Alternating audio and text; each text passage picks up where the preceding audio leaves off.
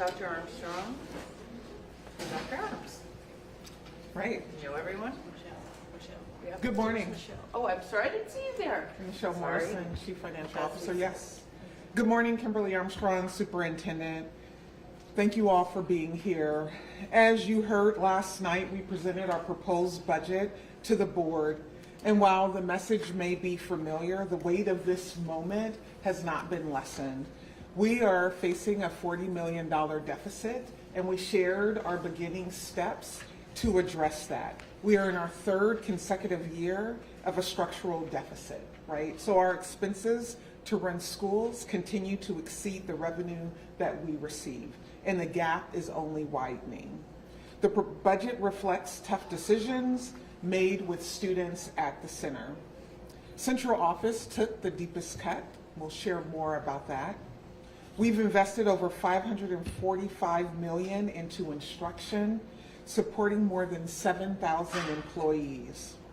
Now, I do want to share that last night I misstated that we were reducing 200 educator positions.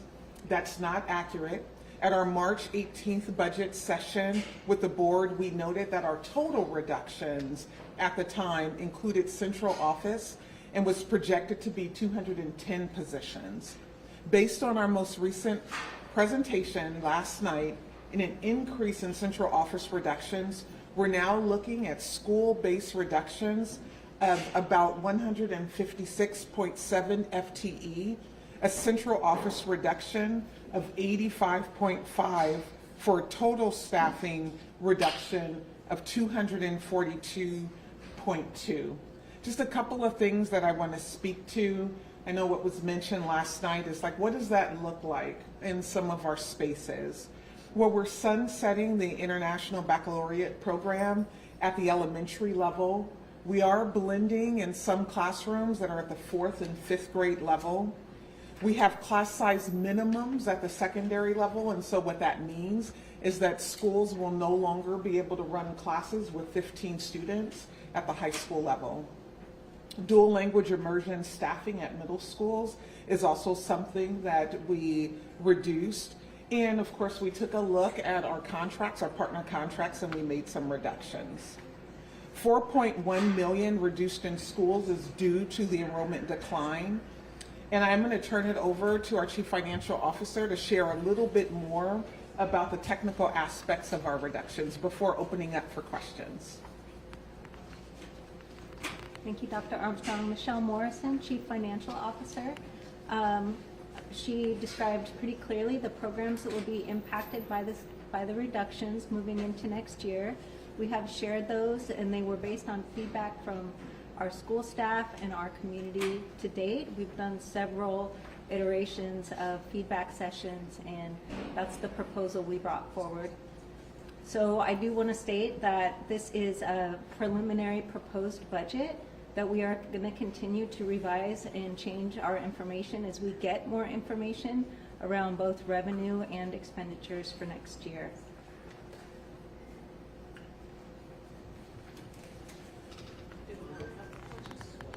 So we'll now open up for questions. What do you want to tell the parents of Portland Public School kids right now? Say something to them. What would you want to say? I'd like to just assure them that students have been at the very center of this issue for the last several years and will continue to be in the future. Know that everyone is very passionate about their community schools and the programs that they have in there. With the continued decline in enrollment, that is what our funding is based on, and we do have to right-size our staff according to the resources we have. So continued feedback and support of their schools, volunteer, care for your kids, care for our staff. Can I ask you the same question? What would you want us to tell the parents of Portland Public School kids right now? Yeah, it's a great question. I would say that we are making sure that our classrooms have all the essential services to be successful, that we are continuing with high quality instruction, materials that are standards aligned, and making sure that we're providing wraparound supports to our students who need it most. We still believe that Portland Public Schools is the best option and choice for families in our community, and we're going to continue to uplift those experiences. We have a workforce who are dedicated, talented, and skilled, and making sure that we can do the things that we need to do on behalf of families and students. When you say 242 reductions, is that layoffs of like teachers and all that? Or is that going to be like if they retire, you just won't refill the position? Or are they actually 242 layoffs? Yeah, so that's a great question. So we have been talking about FTE, and I know that if we were to actually look at it at positions, that number would be far greater, because we also recognize that we have partials, right? We may have a 0.5, a half-time teacher, or a half-time person providing support services. And so when we've been talking about the position, we're looking at FTE. And so those positions do include layoffs. It includes positions that were vacant that will remain unfilled. And it also includes positions that folks are vacating either through retirement or resignation at the end of this year. So the total amount of FTE is that 240 number. Could you just define FTE for me? Full-time equivalent. But Dr. Armstrong, you'd recently indicated that you didn't think it was likely that school-based educators and support staff were going to be facing layoffs. That's not necessarily as true for the central office, as I understand it. Does that remain an accurate understanding? Well, you know, we're still in the process of identifying where openings are happening, and our teachers have the opportunity to be placed in those positions. And of course, our certificated teachers and our classified support staff that are part of a bargaining unit have access to those positions as stipulated in those bargaining agreements. And so for some of our layoffs in central office, our central office positions, many of those positions were manager, supervisor, and administrator, and there are no opportunities there unless there's an opening, and we encourage all of our staff who've been laid off, if they see a position that they're interested in, to apply for it. Okay, can you tell us a little bit more about those 85 cuts at the central office? What kinds of work do those folks do?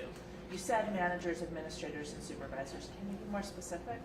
Yeah, so it is, I won't be able to go through all 85 of them, but I will say on that list, we have program administrators that were responsible for executing programs. That work still needs to continue to happen, and so we're finding ways to be able to execute that work within our existing org chart structure.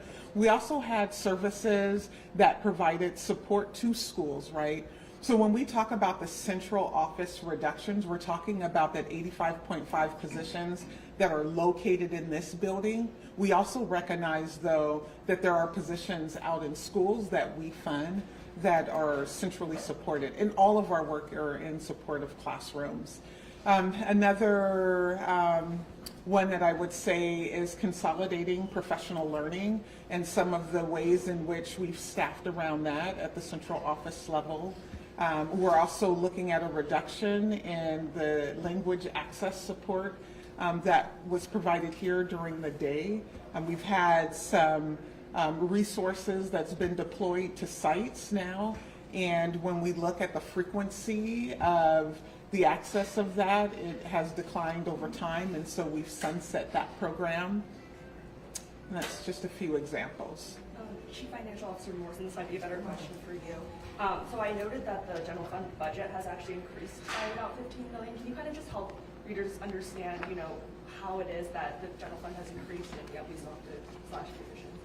Yeah, thank you. So I think as many of us are noticing in our household budgets, our revenue, our income stream is not keeping up with our expenditures. So that's due to inflation for everything from utilities to supplies, equipment, of course our staffing as well. So those are the major cost drivers for our budget, and even at the governor's recommended budget level, we are not keeping up. Yeah, and I would just simply say $500 today is spent entirely different than $500 from last year or the year before, just to simplify it. What's the new minimum of classroom number? I know you said like below 15, you just won't be a class. What's the actual minimum now? The minimum set at the high school, so let me pull up our chief of Schools, John Frankel, to talk about the minimum at the secondary level. Good morning, John Franco, Chief of Schools. Sorry, what was the question? Just the new minimum for classroom level. It sounds like if it's too small, we just won't have Yeah, class. so, and this is not just specific to high school, it's secondary in general, so that includes middle school. So one of the things that we're very cognizant about in trying to save resources and money is that looking at class size minimum, so it's 15. So we're also very cognizant about that if a class size is 15 or lower, if it potentially means elimination of a program, we don't want to do that, and so there are exceptions that can be made, but 15 is the number. Let's go the other end. Your minimum, what's the maximum? How should people be concerned about 40 kids in the classroom? You know, it's a great question. Obviously, class size is something we're very cognizant about. Principals have already received their staffing, and they've had those levels of conversations with folks. And then April, we're going to be doing some scheduling workshops, and those are up to principal discretion in regards to class size. You also mentioned blending classrooms. What exactly does that blending grade levels, or what exactly? are Yeah, you blending? so basically, in a nutshell, we allotted staff specific at the elementary level, which is K-5, looking at blending in the intermediate grades, which is 3 through 5. So, in other words, a blend could be, as opposed to having, you know, small sections of 4th and 5th grade, looking at, okay, maybe we can have a larger section of a 4-5 blend. That's what that means. So they'd be in the same class. They'd be in the same class. And I will say this too, is that we also have blends that are happening now. It's very sporadic, and they've worked very well. I think the piece is that when we decided to go ahead and do this, we made sure that we're not just going to come out and say you got to blend a classroom, but what are the supports from a curriculum perspective? What are the supports from a PD instruction perspective that we need to provide? And we have a plan to do that for schools that are going to be doing blends. So the blending can happen at all grade levels, but the minimum for classroom is from middle school and high school. Correct. Back in March, there was a immediate spending freeze. What impact, if any, has this had for now? And I know it was until further notice. Is there any update on that? Yeah, thank you for your question. So the spending freeze was issued more at the central level for departments and schools as well, to ensure that there is definitely a chief level review of expenditures. Student activities and direct student services are still approved automatically, so those contacts are still happening. Plans for the remainder of the year are still happening. But there are things like professional development for staff, supplies, equipment, and technology that are just at a much higher level of review to make sure that they're a requirement and not just a replacement or something. We're just double checking everything we're doing right now. I just want to double check. Are you saying it's declining enrollment and inflation that's the biggest driver in all of this, or how would you describe it? Yeah, I would say declining enrollment on the revenue side of the equation is definitely a challenge for us. All schools in Oregon, regardless of where they're located, are funded on a per student basis. So that's an issue on the revenue side. For our expenditure side of the equation, we definitely have our costs are escalating at a much higher rate than they have historically. I think, and we're all experiencing that as well. About that spending freeze, when it was announced, it was until further notice. Is there any update on how long that'll last? And it was also to navigate the budget shortfall. What have you seen? Is there any takeaways from that period? There's a higher level of control around that, and we won't fully recognize that until after the end of the year, which is June 30th. And it will, as far as I'm concerned, it will be in place until we are out of reduction mode, which we are already anticipating for 26, 27. There's concern too from parents about declining test scores and performance in the classroom with things like blended classes and cuts to staff. How do you, I guess, what's the message for that concern? Is this going to impact that? I think I'm going to invite our chief of schools back up to address that question. Yeah, absolutely. And I would also say that it is important to note that we're going to continue to do everything we can to protect student experiences.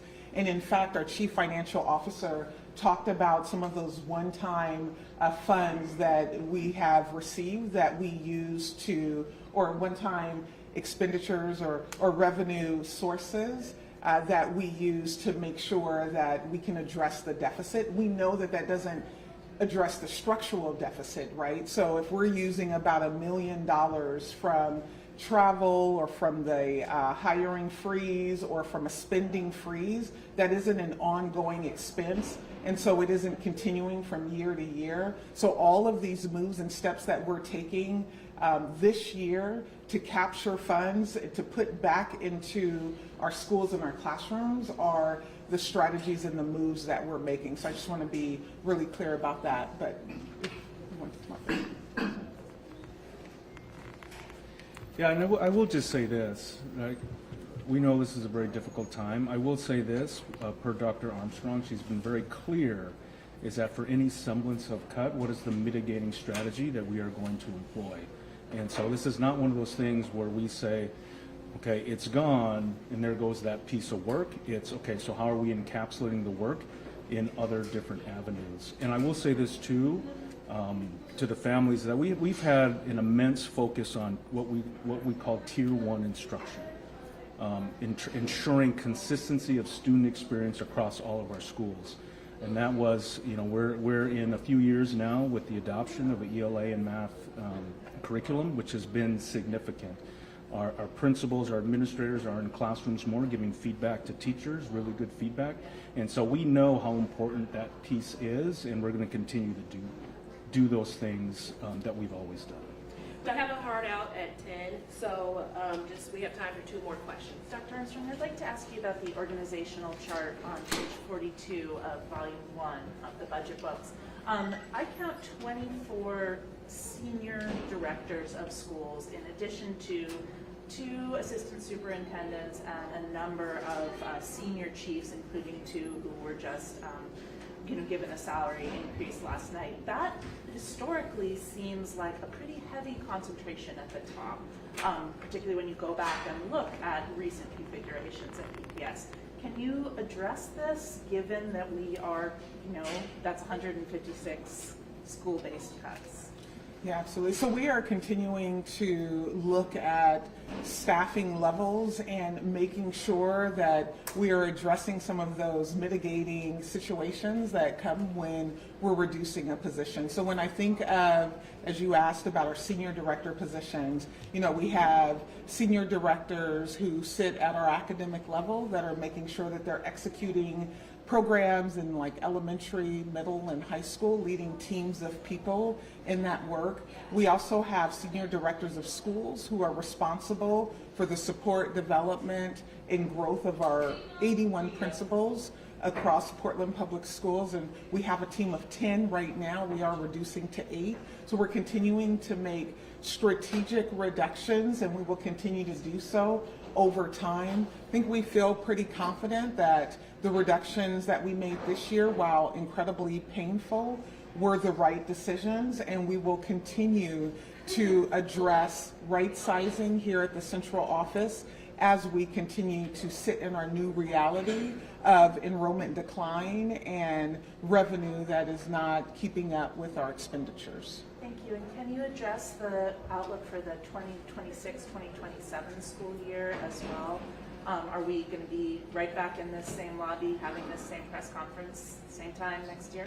We will be back having this conversation next year. We are looking at minimum of about $30 million in reductions. So Portland, over time, has announced reductions per year, not per the every 2-year funding cycle that we're in. And so one of the reasons for that, again, are the rising costs that we are outpacing the funds that we receive, the revenue. Another one of those is that this year, when we talk about ways that we were able to address the $40 million, we didn't take that $40 million all on ongoing expenses, meaning personnel, because some of the supports that we have in classrooms and here at the central office are critical to our function and our success. And so we did use funds that were allocated one time, and that was helpful. One example of that is that in November we found out about the 32 million in PERS that we needed to address. That was a gap in what was planned. And so we had a reserve for PERS where over the years, previous administration had strategically saved up for. And so that was about 23 million in that bucket. And we needed to expend all of those funds for this year to address that $32 million PERS deficit. We won't have those funds available in the future years, right, unless we're strategically saving. And so when we think of some of those one-time allocations that we were able to use this year to address the budget, and knowing that we won't have those next year, guarantees that we will be back in front of you. Until we address the structural deficit, we will continue to have this conversation. Until we make sure that schools are funded in a way that sustains us and make sure that we're successful, we will continue to be back in front of you. It is important that we continue to do everything that we can for our littlest learners as they enter our system as kinders or pre-K all the way through to graduation. It takes an investment from us here in Portland Public Schools, and it takes an investment from our elected officials. Really quickly, are you able to address if anything going on federally with the Department of Education and other funding, is that impacting the decision to have all this happen right now? Or is there any correlation? Well, we do want to be prepared for reductions at the federal level. So for our Title I fund, we have held back 25% in anticipation of any reductions. Once we know that Title I is fully funded in our federal government's budget, we will make sure that those funds are sent back out to schools so that it can address our students who are most impacted and the reason why those Title I funds exist. Is there a question over here? Same question. Oh, yeah, just we are being proactive and we're being very hopeful that should there be any change in our funding structure at the federal level, that our state leaders are active in that conversation and leaning in, and that we'll look for support where we can find it. And we're hopeful that that won't mean further reductions after. Is there a typical dollar figure you get from the feds?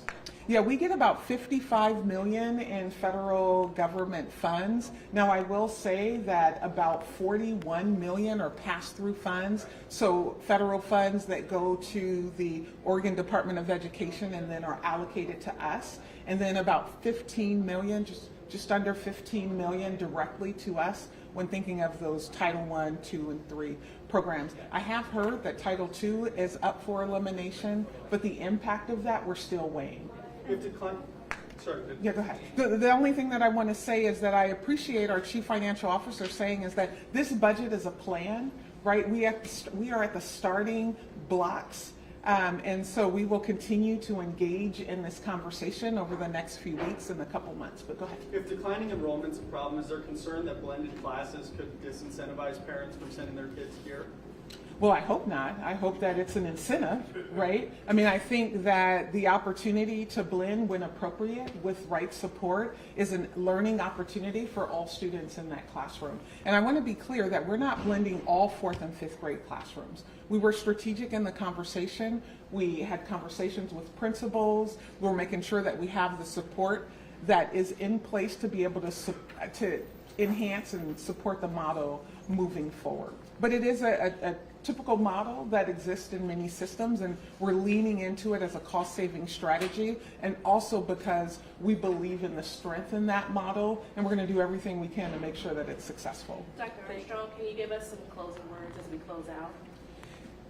Yeah, I think when I think of what I would want to leave with you all is that we are in a defining moment. Especially knowing that our elected officials are actively discussing the funds that they'll allocate to schools across Oregon, right? That's a defining moment. When we're making choices about where we're reducing in schools and where we're reducing here is a defining moment. What we won't compromise, though, is the academic success of every single one of our students in our schools, right?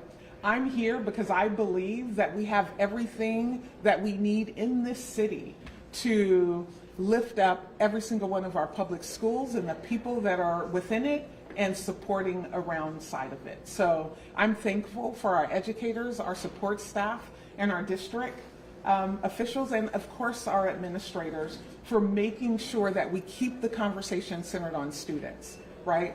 We won't be rerouted. We will continue to focus on student, on learning and achievement, and I am confident that as we continue in these conversations in years to come, we will see the bar increase on student achievement.